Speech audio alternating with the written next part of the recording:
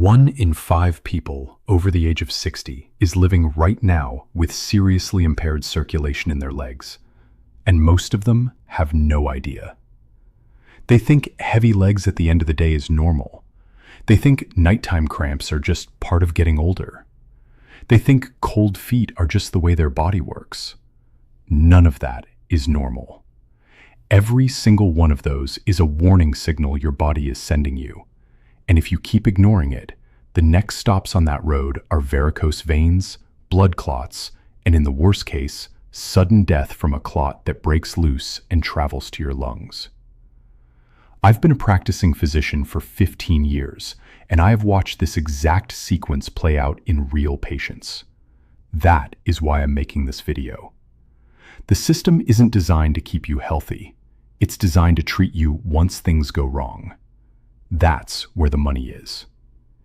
If this information helped you, drop a comment below. I read every single one. Let's start from the beginning. Basic anatomy, simple and clear. Your body has 2 types of blood vessels, arteries and veins. Arteries carry blood away from the heart to every organ and tissue in your body. That's the delivery system. Veins carry blood back to the heart. That's the return system. Sounds straightforward, but there is one major engineering problem buried in this setup. Blood in the veins of your legs has to travel upward, directly against gravity. Every second of your life, your venous system is fighting gravity to push blood from your feet all the way back up to your chest. How does it manage that? Through 2 mechanisms working in tandem. The first is the muscle pump. When the muscles in your legs contract as you walk, they physically squeeze the veins around them and push blood upward toward the heart. The second mechanism is venous valves, small flaps of tissue inside the vein that work like one-way gates. They open to let blood pass upward, then snap shut to prevent it from sliding back down. This system is elegant, efficient, and remarkably reliable, right up until it starts to break down. That breakdown is called chronic venous insufficiency, and it is the #1 reason for poor circulation in the legs. Venous insufficiency means the valves stop working properly. They wear out over time, they stop closing tightly, and blood begins to leak back downward with every heartbeat. That blood pools in the veins of your calves and ankles. Pressure inside the veins climbs. Fluid starts pushing through the vessel walls into the surrounding tissue. And that is where swelling comes from. That is why your shoes feel tight by evening. That is why your ankles feel full and heavy, why there is a dull, aching pressure that builds through the day. This is not tiredness. This is blood stagnation, and it is a chronic condition, which means it does not get better on its own. Without intervention, it progresses, slowly but reliably, year after year. Why do the valves wear out in the first place? There are several reasons, and most of them are preventable, or at least manageable. Age is the primary driver. The walls of blood vessels lose elasticity over the decades, and the valve tissue weakens with them. Excess body weight dramatically increases the mechanical pressure on the veins of the legs. Prolonged sitting or standing shuts down the muscle pump. Blood simply stagnates because there is no movement to push it. Pregnancy increases pressure on the pelvic veins and disrupts drainage from the legs. And genetics plays a real role. If your parents had varicose veins, your personal risk is substantially higher than average. One thing I want you to understand clearly: venous insufficiency is not a cosmetic issue. It is not about small, visible veins on your legs. It is a structural failure of the vessel wall with serious downstream medical consequences. Now, let's talk about the second mechanism behind poor leg circulation, one that almost nobody discusses. It's lymphatic congestion. Your lymphatic system is a separate network of thin vessels running alongside your blood vessels throughout your entire body. These vessels carry lymph, a clear fluid that collects everything the tissues need to get rid of: cellular waste products, toxins, excess water, immune cells that have finished fighting an infection. Think of it as your body's drainage and waste removal system. Here is the critical difference from the blood circulation. The lymphatic system has no pump. None. There is no lymphatic equivalent of the heart. Lymph moves exclusively because the muscles around it contract. When you move, lymph flows. When you sit at a desk all day or stand in one place, lymph stagnates. It backs up into the tissues and contributes directly to swelling and heaviness in the legs. There is one more factor that most people would never connect to their leg problems: the condition of the lower spine. The major lymphatic collecting vessels, the trunks that gather lymph from the entire lower half of the body, run very close to the lumbar vertebrae, the bones of your lower back. If there is muscle tension, poor posture, or vertebral misalignment in that zone, it creates a physical obstruction to lymphatic drainage from the legs. The result is that patients complain of leg swelling and heaviness at the same time they complain of lower back pain. And they treat the back separately and the legs separately, never understanding they are looking at a single interconnected problem. When lymphatic congestion becomes chronic and severe, it progresses to lymphedema, a serious condition where the tissue hardens, the skin darkens, tissue nutrition is impaired, local immunity drops, and non-healing wounds and ulcers begin to appear. Let me now walk you through where all of this leads if it goes untreated. I want you to take this seriously, not with panic, but with a clear-eyed understanding of what is actually at stake. The first serious complication is phlebitis. Phlebitis is inflammation of the vein wall. When blood stagnates for long enough, it irritates and inflames the vessel wall from the inside. The vein becomes tender to the touch. The skin over it turns red. There is swelling along the course of the vessel. This is no longer just discomfort. This is an active inflammatory process that requires medical treatment. The next step up from phlebitis is thrombosis, the formation of a blood clot inside the vessel. Stagnant blood combined with an inflamed vessel wall creates the perfect conditions for clotting to happen right inside the vein. A thrombus, a dense, solid clot, forms and partially or completely blocks the vessel. Blood flow is disrupted, the leg swells further, pain intensifies. The skin may develop a bluish tint.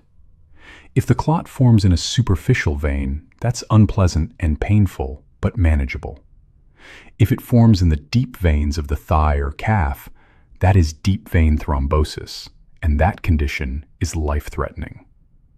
Why life-threatening? Because a clot in a deep vein can detach at any moment, during a sudden movement, during straining, even during sleep. Once it detaches, it becomes an embolus, a traveling clot. It enters the general bloodstream and flows exactly where the veins lead, to the heart, and from there into the lungs. In the pulmonary artery, it lodges and blocks blood flow. That is called pulmonary embolism. It is one of the fastest killing events in clinical medicine. A person can die in minutes without warning. They simply get out of bed in the morning, and that is it. This is why I have zero tolerance for treating venous problems as trivial. They are not trivial. They are a potentially fatal condition with clear, identifiable early warning signs. And if you catch those signs in time, tragedy is entirely preventable. There is one more complication that gets discussed even less than the others: neuropathy. Neuropathy means damage to the nerve fibers caused by failure of their blood supply. Nerves, just like every other tissue in the body, require a constant delivery of oxygen and nutrients through the blood. When circulation in the legs is compromised, the nerves are among the first structures to suffer. You feel numbness, a sensation that the leg has gone soft or cotton-like. You feel tingling, burning, pins and needles. Sometimes pain that has nothing to do with exertion, pain at rest, or pain that wakes you at night.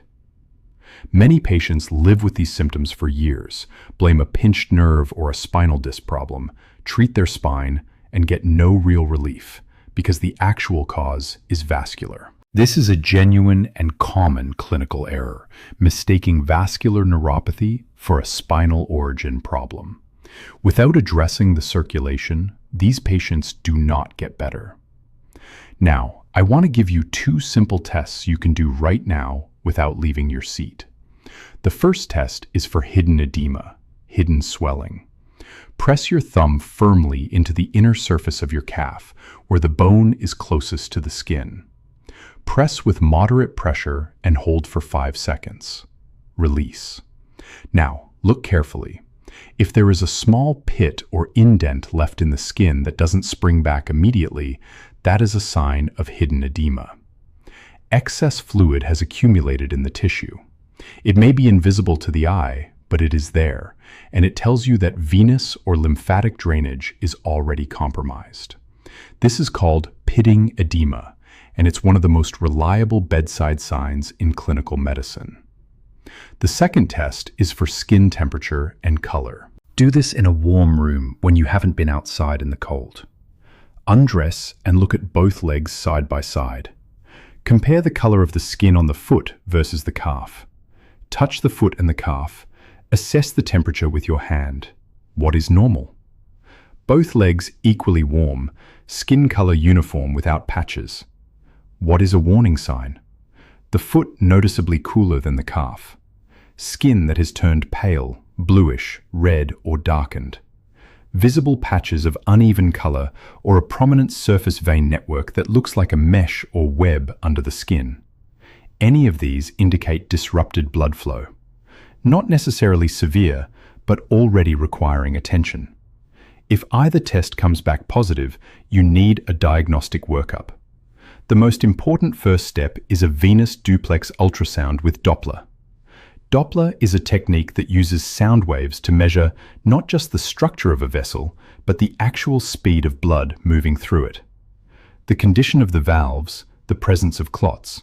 It is fast, painless, completely safe, and inexpensive.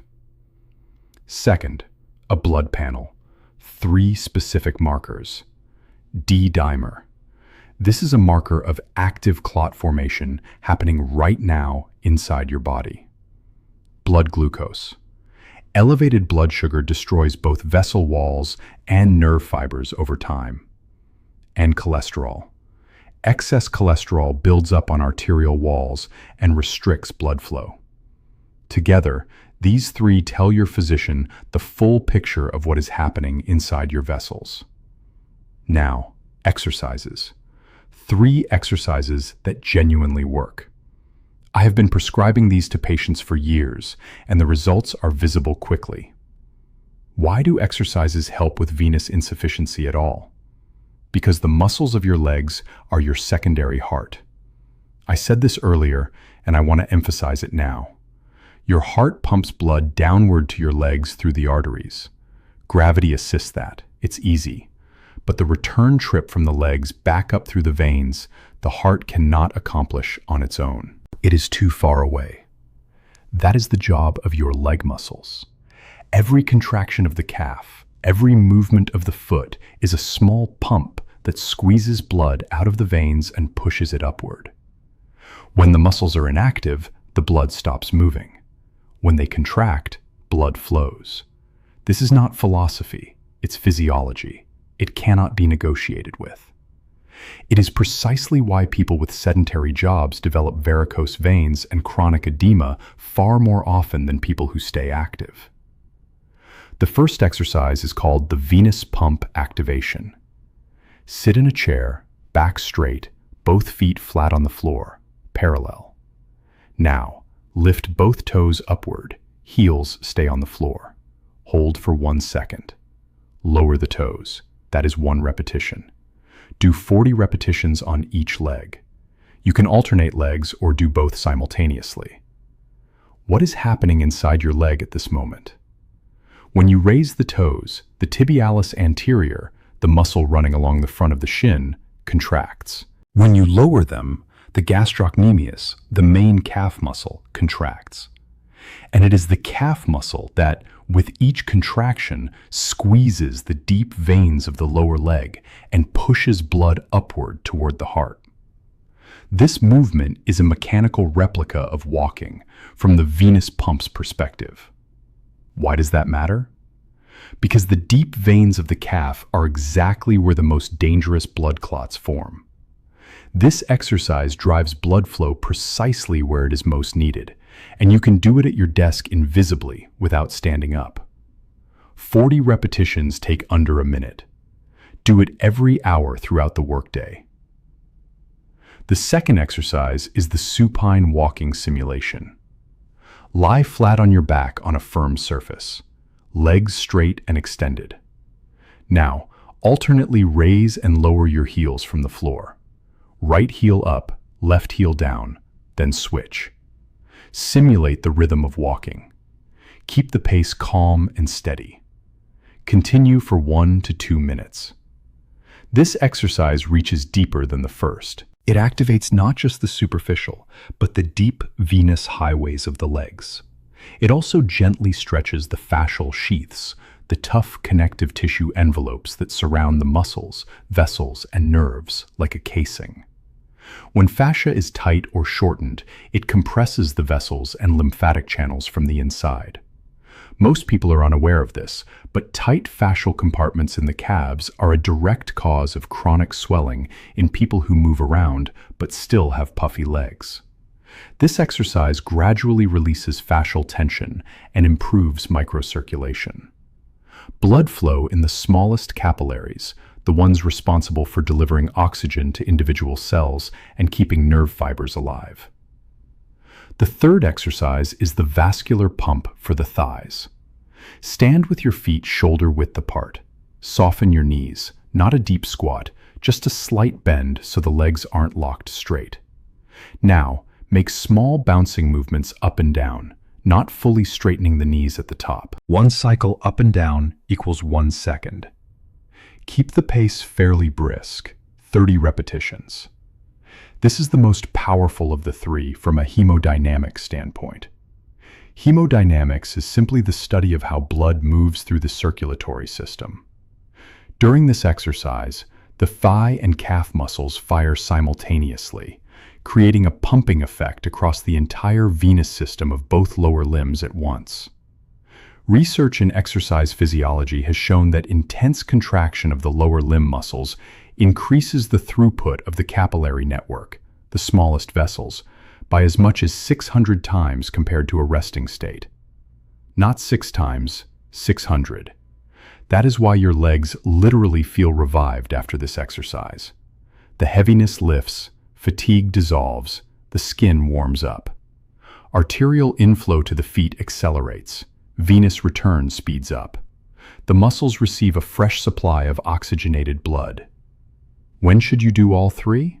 In the morning, immediately after waking. During the night, while you are lying still, blood gradually pools in the legs.